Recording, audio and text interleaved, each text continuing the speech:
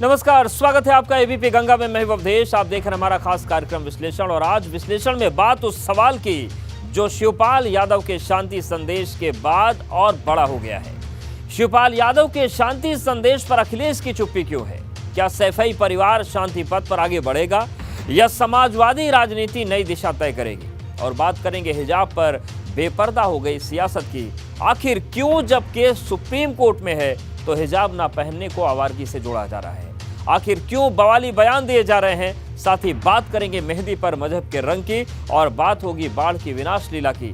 बने रहिए अगले आधे घंटे तक हमारे साथ, क्योंकि अब होगा विश्लेषण।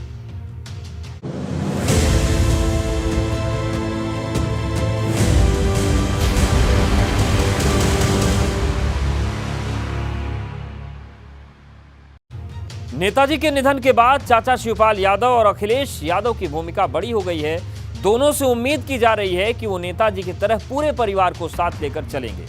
लेकिन फिर भी वही सवाल खड़ा होता है कि क्या चाचा शिवपाल यादव और अखिलेश यादव सुलह पथ पर आगे बढ़ेंगे, नेताजी के सपनों को पूरा करेंगे? क्योंकि सैफई का संदेश बिल्कुल साफ है कि पूरा परिवार एकजुट होना चाहिए, समाजवादी सियासत को शिखर पर स्थापित होना चाहिए। इस बीच बुधवार को शिवपाल यादव के शांति संदेश पर अखिलेश यादव की चुप्पी भी कई सवाल खड़े कर रही है।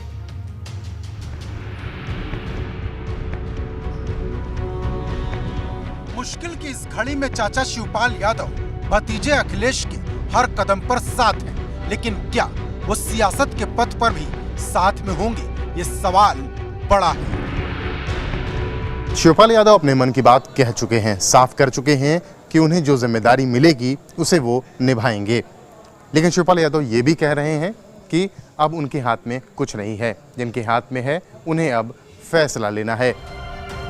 ऐसे में सभी की नजर परिवार के आपसी संवाद पर है। उम्मीद की जा रही कि परिवार की पंचायत से शांति का कोई मार्ग तैयार होगा, क्योंकि सैफई का संदेश यही है कि नेताजी का सपना पूरा होना चाहिए, परिवार अब एकजुट होना चाहिए।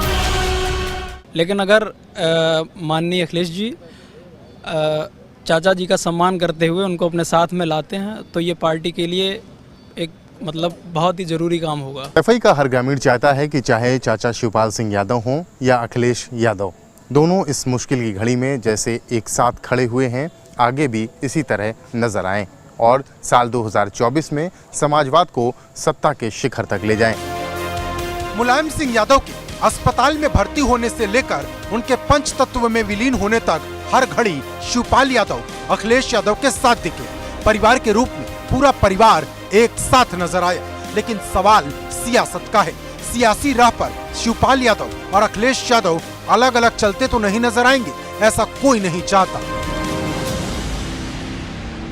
तो ये चाहते हैं कि सब लोग एक साथ रहें, सब लोग मिलकर कार्य करें। जो उनके भाई हैं वो सब एकजुट होकर के 24 वाला चुनाव जो आ रहा है उसको लड़ेंगे। नेताजी जब तक थे उनकी कोशिश रही कि परिवार साथ रहे, फिर वो सियासत की राह ही क्यों न हो। हालांकि उनका सपना अब तक अधूरा है। इस मुद्दे पर शिवपाल यादव अपनी राय रख चुके हैं। अब अखिलेश यादव को तय करना है कि आगे कैसे बढ़ना है।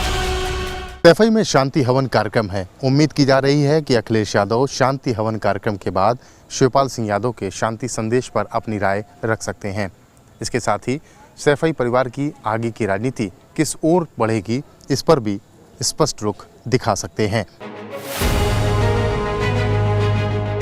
इस बीच बड़ी संख्या में लोग शोक संवेदना प्रकट करने और नेताजी को श्रद्धांजलि देने के लिए सैफई पहुंच रहे। हालांकि गुरुवार होने के कारण अखिलेश यादव से मुलाकात नहीं हो सकी। बिहार के बड़े नेता शरद यादव के पुत्र शांतनु बुंदेला भी सैफई पहुंचे, जिन्होंने एबीपी गंगा से बातचीत में कहा, अभी ये वक्त सियासत का नहीं, संवेदना का है। शुक्रवार को पूरे प्रदेश में समाजवादी पार्टी के कार्यकर्ता गांव और शहरों में श्रद्धांजलि सभा का आयोजन करेंगे। समाजवादी विचारधारा को आगे बढ़ाने का संकल्प लेंगे। लेकिन ये सवाल अभी तक बना है कि आने वाले दिनों में सैफई परिवार से सुलह का मार्ग निकलेगा या फिर चाचा शिवपाल यादव और अखिलेश यादव अलग अलग मंच पर ही नजर आएंगे। Bureau report, ABP Ganga. Karnataka का हिजाब विवाद सुलझने के बजाय उलझ गया है। सुप्रीम कोर्ट में 2 जजों की खंडपीठ मामले की सुनवाई कर रही थी। खंडपीठ के दोनों जजों की राय इस मुद्दे पर बटी हुई, जिसके बाद सियासत विस्तार ले रही है। अपने बयानों से अक्सर विवादों में रहने वाले शफीकुर रहमान बर्क ने एक बार फिर से विवाद का तराना छेड़ दिया। बर्क के मुताबिक अगर लड़कियां हिजाब नहीं पहनती तो इससे आवारगी बढ़ जाएगी। बर्क के इस बयान से सियासत बेपर्दा हो गई है। क्या भारत के संविधान के फंडामेंटल राइट्स जो है, क्या वो स्कूल की गेट पर उसको हम छोड़ देते हैं? तो संस्थान का ड्रेस कोड है वही लागू होना चाहिए। जब लड़कियां जवान होने लगे तो उस वक्त हिजाब के लिए कहा गया। औरत को जो है वो डायमंड समझा है, इसलिए हिजाब में रहने का हुक्म दिया है। एक रिलीजन के प्रैक्टिसेस को अलाउ किया जा रहा है, दूसरे को अलाउ क्यों नहीं किया जाएगा? हिंदू सनातन धर्मियों से भी मैं अपील करता हूँ कि वो भी अपने भगवा वस्त्र बच्चों को पहनाएं। ये बिल्कुल बहुत ही बड़ी ज्यादती और बहुत बड़ी मुसलमानों के साथ जो है ना नाइंसाफी है। ये समाजवादी पार्टी और उनके नेता धार्मिक भावनाओं को हमेशा मुस्लिम हिंदू कर करके अपना काम करते हैं। हिजाब पर बर्क के बवाली बोल। आधी आबादी की आजादी को आवारगी का नाम क्यों? हिजाब का सवाल है और बवाल ही बवाल है। हिजाब जिसको आप कह रहे हैं सर ढकना, वो है और इसीलिए कहा जाता है बाहर निकले तो बना श्रृंगार भी ना करें बच्चियां। जब दंगे होकर नहीं जाएंगी तो लड़कों पर हमला नहीं करेंगे। सिंदूर लगा के आ सकता है, कोई मंगलसूत्र पहनकर लगा के आ सकता है, कोई विभूति लगा कर आ सकता है, तो कोई हिजाब पहनकर क्यों नहीं आ सकता? हिजाब का हुक्म दिया गया है कि वो पापर्दा रहें। हालात बिगड़ते हैं, आवारगी बढ़ती है इससे। ये तो कंट्रोवर्सी बनाई जा रही है और बन रही है और हम लोग वो बनना है। स्कूल या फिर ऑफिस में मुस्लिम लड़कियों और महिलाओं को हिजाब पहनने का अधिकार है या नहीं? केस सुप्रीम कोर्ट में है, लेकिन सियासत के सूरमा अभी से सब कुछ तय कर लेना चाहते हैं। मजहब की आड़ में हिजाब की अलग परिभाषा गढ़ी जा रही। हिजाब न पहनने को आवारगी से जोड़ दिया जा रहा। तो उनकी राय एक नहीं है, तो एक तो हमारे फेवर में है ही। हम तो ये चाहते हैं कि भाई हिजाब रहना चाहिए। अपने बयानों से अक्सर विवादों में रहने वाले शफीकुर रहमान बर्क ने अब जो तराना छेड़ा है वो कई सवाल उठाता है। क्या महिलाओं को खुली हवा में सांस लेने का हक नहीं, या फिर बर्क जैसे सियासी और मजहबी नेता नहीं चाहते कि महिलाएं हिजाब की बंदिश से आजाद हो? शफीकुर रहमान बर्क इससे पहले भी इस तरह के बयान दे चुके हैं। चूंकि बेपर्दा रहने से और उधर लड़के भी जवान होते हैं तो समाज का माहौल खराब होता। अपने देश में हिजाब पर हंगामा तब बरपा जब ईरान जैसे इस्लामिक देश में हिजाब के खिलाफ आंदोलन होने शुरू हुए। लेकिन बदलते हुए इस माहौल में राजनीति के इन रणबांकुरों को समाज का माहौल खराब होने का डर है, या फिर यूं कहें कि डर दिखा रहे हैं। एक कंट्रोवर्सी बनाने की कोशिश की जा रही है। मैं समझता हूँ 1400 साल से भी पहले से, जब इस्लाम भी नहीं आया था इस मुल्क के अंदर, जब से महिलाएं अपना घूंघट खाड़ा करती हैं, सर ढका करती हैं। अपने मुल्क के कॉन्स्टिट्यूशन के आर्टिकल 25 में भी और 21 में भी तमाम शहरियों को इस बात का हक है कि वो अपने हिसाब से अपने मजहब को फॉलो करें। बीती 15 मार्च को कर्नाटक हाई कोर्ट ने क्लास के अंदर मुस्लिम छात्राओं को हिजाब की अनुमति देने की मांग करने वाली याचिकाओं को खारिज कर दिया था, जिसके बाद मुस्लिम संगठन और कुछ छात्राओं ने सुप्रीम कोर्ट में याचिका दायर की थी। याचिका पर सुप्रीम कोर्ट की डबल बेंच सुनवाई कर रही थी, जिसकी राय बटी हुई है और अब डबल बेंच की इस राय को राजनीति के रणबांकुरों ने अपने हिसाब से बांट लिया। जिस प्रकार से मुस्लिम बेटियों को रोक रहे हैं, निश्चित रूप से दुर्भाग्यपूर्ण है। दुनिया के जब कई इस्लामिक देशों में आज इसका कोई मान्यता नहीं रह गई है, ये केवल और केवल हिजाब के आड़ में कट्टरता को बढ़ाना चाहते हैं। सुप्रीम कोर्ट ही एक मत नहीं है। 50% लोग कर्नाटक के फैसले से संतुष्ट नहीं, 50% यानी दूसरे जज साहब संतुष्ट। धर्म से जुड़ा मुद्दा है। मेरा कहना है इस संवेदनशील मुद्दे पर संविधान के अनुसार कार्रवाई सुनिश्चित। लेकिन क्या सियासत से लेकर धर्म के धुरंधरों की जो राय है, मुस्लिम महिलाएं और छात्राएं इससे इत्तेफाक रखती हैं? बिल्कुल जाया जा सकता है स्कूलों में पहनकर, और कोई इशू नहीं है इसमें। हमारे मतलब इसमें कोई मुस्लिम और हिंदू किसी रिलीजन का वो नहीं है। हमने दोनों ही वजह से पहन रखा है। ये मेरा अपना पॉइंट ऑफ व्यू है कि हम उसको धार्मिक तरीके से भी पहनते हैं और सेफ्टी के तौर पे भी पहनते हैं। फिर वो अपनी अपनी चॉइस है, कोई क्लासरूम में पहनना चाहे तो पहने, जिसको नहीं पहनना है वो नहीं पहने। जाहिर है मुस्लिम महिलाएं और छात्राएं नहीं चाहती कि इस मुद्दे पर सियासत हो, हिजाब को विवाद का अखाड़ा न बनाया जाए। महिलाएं चाहती हैं कि अगर केस सुप्रीम कोर्ट में है तो उसे तय करने दिया जाए। फिलहाल सुप्रीम कोर्ट में डबल बेंच की राय बंटने के बाद केस को लार्जर बेंच को ट्रांसफर किया गया है। अब 3 जजों की बेंच हिजाब पर सुनवाई करेगी। इस बीच हिजाब पर बहस जारी है। Bureau report, ABP Ganga.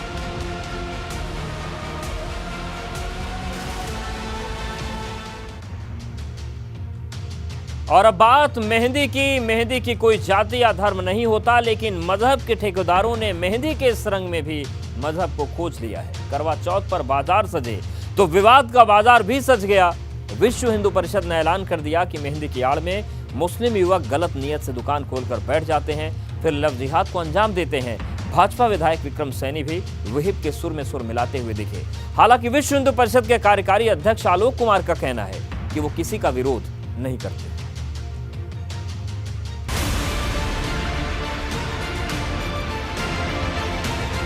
पर हमेशा से विधर्मी लोग मेहंदी लगाते थे और वो एक बहुत बड़ा कारण लव जिहाद का बनता था। उनका इरादा कुछ और होता है, लव जिहाद का इरादा होता है और इससे ज़्यादा कुछ नहीं। इसकी आड़ में वे लव जिहाद चलाते हैं, ऐसे कई मामले आए। करवा चौथ पर विश्व हिंदू परिषद का फरमान है, मुस्लिम धर्म के मानने वाले मेहंदी लगाने वाले त्योहार से दूर रहे। इसके पीछे विश्व हिंदू परिषद ने नई थ्योरी पेश की। मुस्लिम लड़के हिंदू लड़कियों और महिलाओं को मेहंदी लगाते हैं और लव जिहाद को अंजाम देते हैं। इस पर हमेशा से विधर्मी लोग मेहंदी लगाते थे और वो एक बहुत बड़ा कारण लव जिहाद का बनता था। इस बार बजरंग दल ने ये पहला प्रयास है कि हमारी ही बच्चियां मेहंदी लगाएं और हमारे पैसा हमारे ही समाज में रहे। ये पहला मौका है जब लव जिहाद को मेहंदी से जोड़ा गया है। मुस्लिम लड़कों के हिंदू लड़कियों और महिलाओं को मेहंदी लगाने को विवाद की ओर मोड़ा गया है। हमारी बजरंग दल की टीम 8 लोगों की घूम रही है, जो आधार कार्ड देखकर फोटो पहचान कर देखेगी। कोई भी विधर्मी मेहंदी लगाता है तो उसकी हम शिकायत पुलिस में करेंगे। विधर्मी लड़कों से हम मेहंदी नहीं लगाने देंगे। मुजफ्फरनगर में विश्व हिंदू परिषद की ओर से कुल 13 सेंटर बनाए गए। इन सेंटर पर हिंदू घरों की लड़कियों और महिलाओं को तैनात किया गया। इसके अलावा बजरंग दल के 8 लोग मार्केट में असामाजिक तत्वों की निगरानी के लिए तैनात किए गए। इस बारे में जब सत्ताधारी दल भाजपा के विधायक विक्रम सैनी से बात की गई तो वो भी विश्व हिंदू परिषद के सुर में सुर मिलाते नजर आए। उनकी नजर में मुस्लिम लड़कों का मेहंदी की दुकान खोलना ही गलत है। मुस्लिम लड़कों से मेहंदियाँ लगवाते हैं या मुस्लिम लड़के दुकान खोल कर बैठ रहे हैं, ये गलत है। उनका इरादा कुछ और होता है, लव जिहाद का इरादा होता है और इससे ज़्यादा कुछ नहीं। इसकी आड़ में वे लव जिहाद चलाते हैं, ऐसे कई मामले आए तो मैं इसके खिलाफ हूँ। मेहंदी मेरा संदेश है, मेहंदी अपने घर पर लगाइए या जो हमारी बहन बेटियों ने दुकान है ब्यूटी पार्लर वगैरह की, उनसे मेहंदी लगवाइए आप। विश्व हिंदू परिषद की इस मुहिम ने नए विवाद को जन्म दे दिया है। हालांकि इस मुद्दे पर जब विश्व हिंदू परिषद के कार्यकारी अध्यक्ष आलोक कुमार से बात की गई तो उनका कहना था विश्व हिंदू परिषद में स्लम में रहने वाली लड़कियों को स्वरोजगार की ट्रेनिंग दी जाती है, उनके स्टॉल लगवाए जाते हैं। हम किसी के खिलाफ नहीं।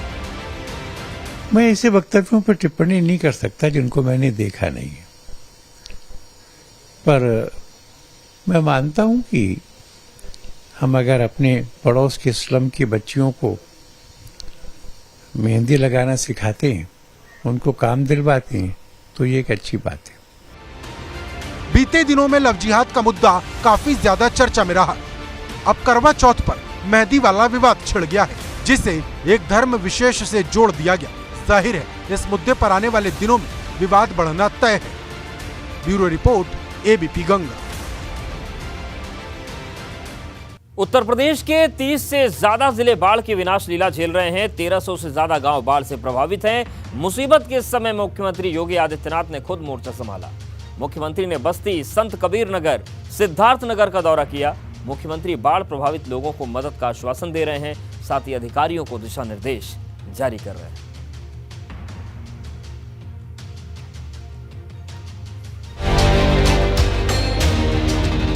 जनप्रतिनिधियों ने, जिला प्रशासन ने जिस तेजी के साथ राहत और बचाव के कार्य को आगे बढ़ाया है, उसी की समीक्षा करने और यहां पर बाढ़ के कार्य में और तेजी लाने के लिए हम लोग यहां पर आए हैं।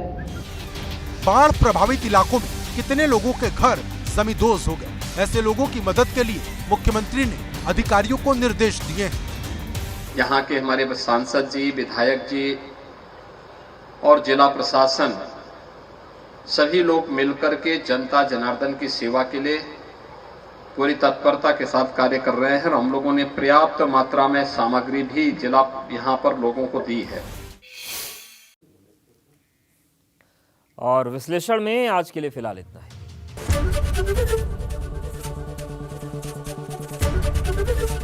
एबीपी गंगा, खबर आपकी, जुबान आपकी।